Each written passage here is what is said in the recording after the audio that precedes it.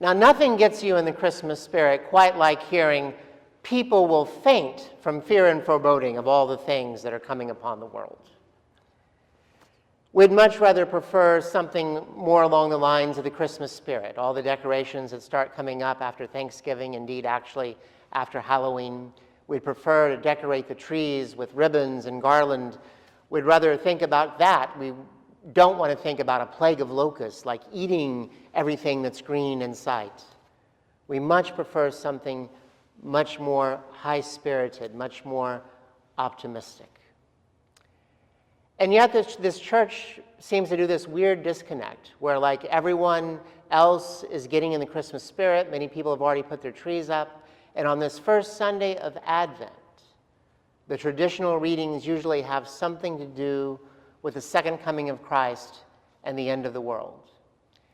And the church has actually been doing this since about the 6th century. Since the 6th century, the first Sunday in Advent has actually leapfrogged over the first coming of Christ to looking forward to the second coming of Christ. This is a very future-focused Sunday. We're still thinking about the first coming of Christ, but we're also thinking about the second coming and this chance for when God will come to make things right. And that's why the church begins this Sunday on an apocalyptic note. The apocalypse is really kind of a sign of extreme hope for those who find themselves in extreme circumstances. Now, if we're not in extreme circumstance, we might prefer to say, no, thank you, I'd rather have all the Christmas spirit. But for those for whom life is very hard, and in Bible times, for those who are being oppressed, the Jeremiah passage that Tom read was written at a time when Jerusalem was being invaded by Babylon, and the temple was destroyed, and many of the Israelites were taken away into exile. The Luke 24 passage that I read was being read in a time when Christians were worried.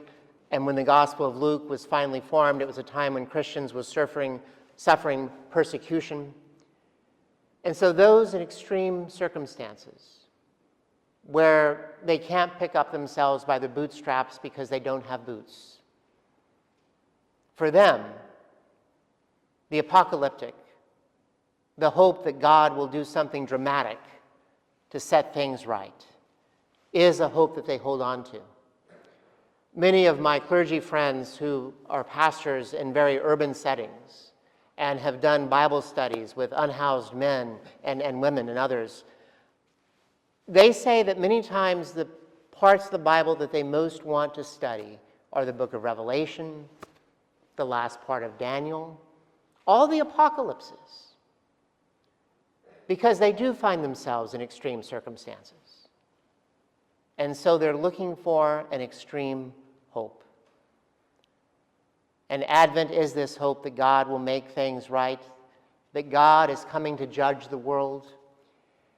And it's important to note that the main meaning of judge in the Bible, this is in both the Hebrew and the Greek, the main meaning of the word judge is not really the finger wagging like, oh, you did something wrong, you must be bad because you're doing all these things wrong. It is not really that. What it really means is making things right. When things have been wrong for way too long, we look to God to make things right.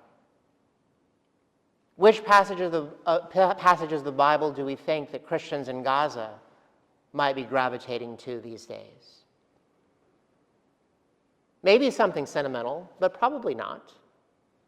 I suspect that they are also holding on to the apocalyptic, an extreme hope for their extreme longings. And so the first Sunday of Advent is traditionally the Sunday of hope, the hope that God is making all things new. And this year, we're doing something a little different for Advent. We're focusing on hospitality. And so instead of the more traditional hope, peace, joy, love, we're doing invite, plan, prepare, welcome.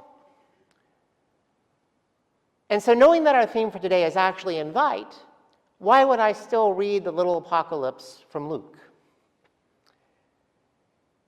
And I think it's because the same logic applies, that the apocalyptic is good news for those who are constantly being overlooked and not invited.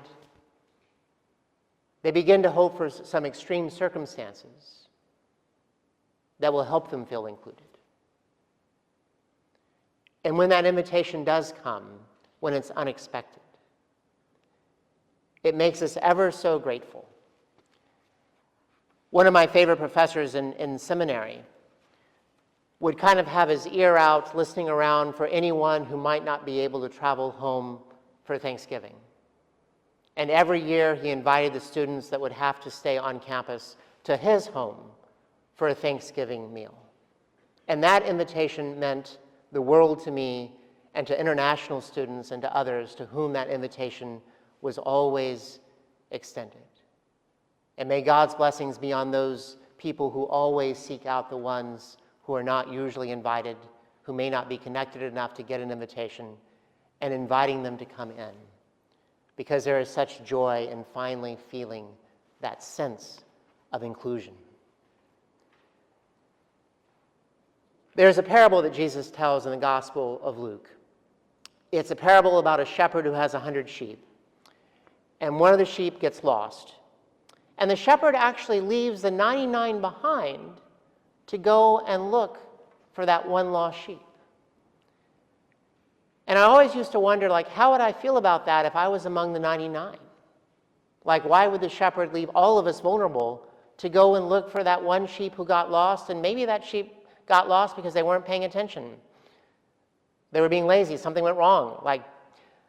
But nonetheless, the shepherd is left to go after that one sheep. And the consolation that I realize is in knowing that if I had been the one sheep that was left behind, the shepherd would go looking for me to bring me back to the flock. I'm reminded of a story that a hospital chaplain once told me. There was a mother with 6 kids, and the youngest child had tragically died. He ran out into the street without looking, was struck by a vehicle, and was killed. And at the hospital, the child was pronounced dead on arrival, and the mother's grief was so palpable and raw. And she was saying, I don't have a reason to live anymore. My child is gone. My child is dead. I don't have a reason to live.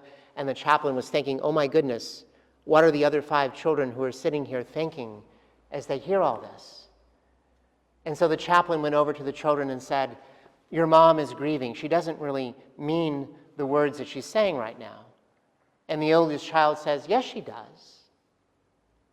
But if I had been the one who died, she would have said the same thing about me.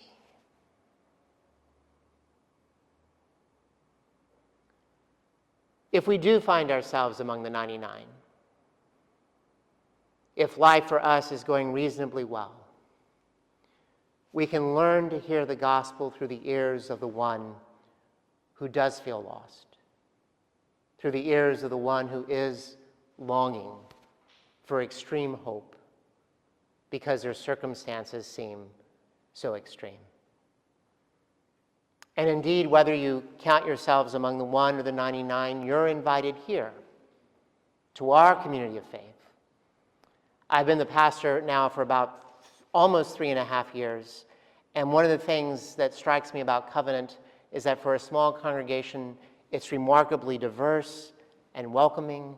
To me, it seems to mirror the diversity in God's realm. We welcome the 1 and the 99 all the time. And in this year's Advent devotional booklet, which focuses on hospitality, in the first entry, Dick Lewer offers an invitation to the congregation to invite others this Advent, this Christmas. Anyone looking for a sense of connection, for questions about faith where they might be discussed without judgment. Anyone looking for community, all are welcome here. And indeed, I hope that we will invite those who may be looking for that connection. And when an invitation is offered, what is it that makes us want to accept that invitation? It could be because there's this sense that this is the happening party, that something's going to happen, this sense of anticipation. And we might also want to accept that invitation because there's someone that we want to meet.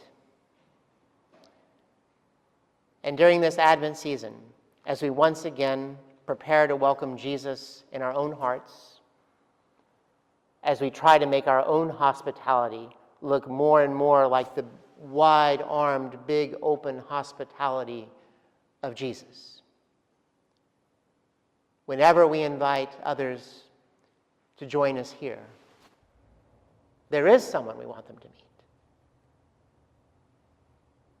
All glory and praise be to our God. Amen.